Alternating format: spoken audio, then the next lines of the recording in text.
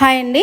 ఈరోజు నేను తవా fish fry చేయబోతున్నాను. దీనికి చిన్న అల్లం ముక్క, వెల్లిపాయలు, కొత్తిమీర, పచ్చిమిర్చి, కరివేపాకు, మిరియాలు, ధనియాలు, జీలకర్ర, ఎండుమిర్చి ఇవన్నీ పొడి కొట్టి పక్కన పెట్టుకోండి. ఫిష్ తీసుకొని ఇందులో అల్లం ఎల్లిగడ్డ, పసుపు, కారం, ఉప్పు, ఒక నిమ్మకాయ పిండి, ఇందులో 2 teaspoon cornflour, 1 teaspoon శనగపిండి వేసుకొని కలిపి పక్కన పెట్టండి. ఇందాక చేసి పెట్టుకున్న మసాలాలన్నీ నూరి పేస్ట్ చేసి ఈ ఫిష్లో కలిపి ఇలా కలుపుకొని ఒక హాఫ్ అన్ అవర్ వరకు పక్కన పెట్టుకోండి. తర్వాత ఇలా పెంక పైన నూనె పోసుకొని ఇలా ఫ్రై చేయండి.